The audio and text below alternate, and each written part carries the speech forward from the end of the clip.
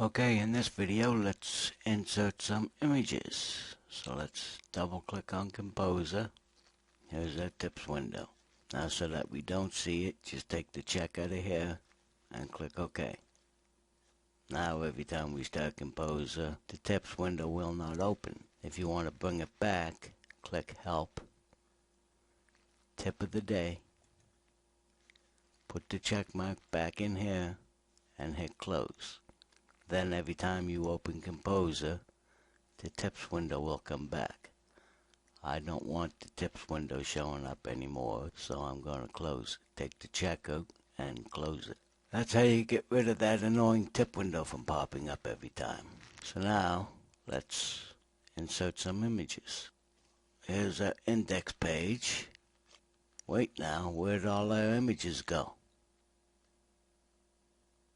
I don't know why, but Composer only ever chooses to show HTML files. To see everything in our folder, we have to drop this window down and choose All Files. There we go. Heart attack over. Then we drop this little window down here and choose Thumbnails, and now we can see all our pictures properly. So now let's open up our home page and let's insert some images. I'm going to insert the picture of me and my daughter right here. So to insert images, just place the cursor approximately where you want the picture. Click Image. Click on this little folder here. Change the drop down window and click Thumbnails. Now we can actually see what we got here. Double click on the image you want. Now in this box here where it says alternate text, in here is what you would name your image. Now I don't know anybody personally that does this, but I guess some people look at websites with images turned off, and if they have the images turned off and you type in here what the image is, a description of the image, they'll at least see the description so they'll know what the image is. And plus, just so that you know, in search engines' eyes, it never hurts to name your images because it does boost you up in the conversion of your website if you have your images named correctly. So it will never hurt you to name your images, but if you don't want to name your image, just click on Don't Use Alternate Text and then click OK. But I'm going to name my image. Not only does it give a chance to somebody to know what the image is, but it also helps in the search engines. It's not the only thing search engines look for, images named, but that's one of them. And here's our image. So now, as you see, it doesn't look very professional. You know, everything's squished up against the side here of your web page.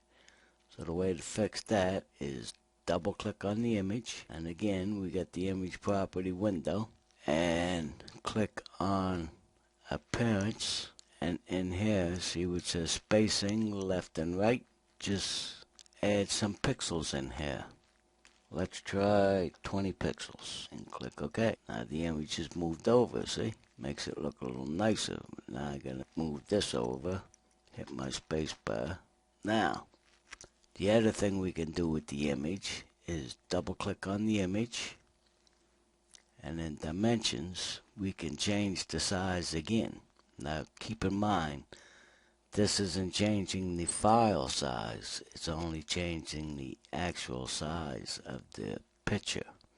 So click on Custom, and in here, if you remember when we sized it, that Earthen view, I sized it to 350 pixels.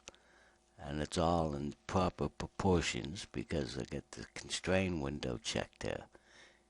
So make sure there's a check in the constrain window. That will keep everything in proper proportions when you change the size. Let's change this to 300 pixels. Now watch what happens to the picture. I'll move the box over here so you can see better. Made it a little smaller.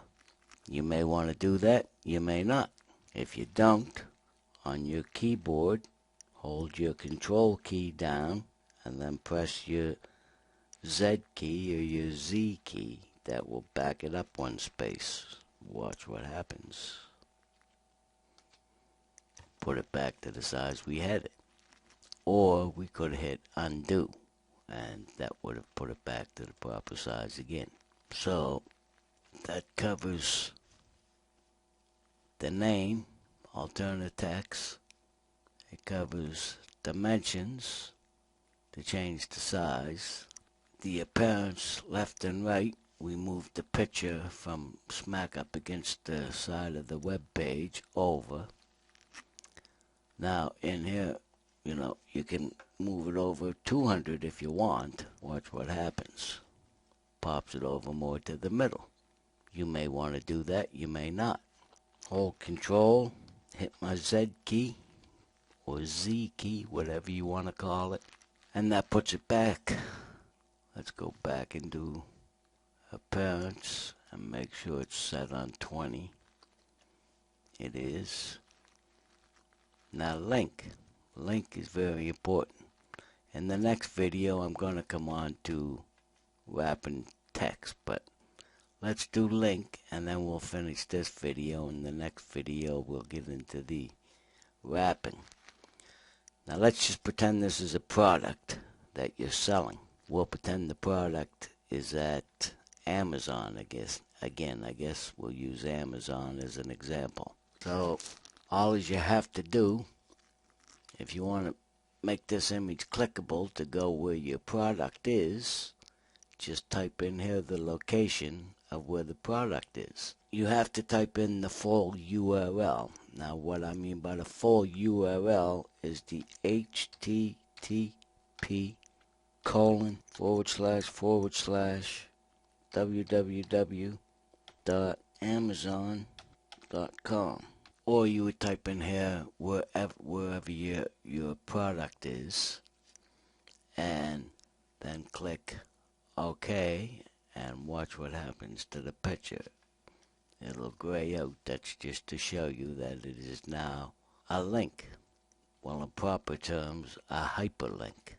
So just have to click away from the picture and that turns it back. So just say up here, you typed in click on image for more detail info. Click on image for more detail info about product. Let's just pretend that this is a product and you're trying to sell it to somebody. So after we do that, click save. Always remember to save your work. And then let's browse. Here's this protocol request. Just click launch application. And this is our web page online. So it says click on image for more detailed info about product. Well, I should have put, I guess, about this product. So let's click on the image. And where are we going to go? Amazon. And that is how to make the image clickable. Now you can send your customer anywhere you want to go. So if you got a product online for sale, you would type in the destination of where the product is, and then that person would end up looking at your product. So now in the next video, let's talk about wrapping text.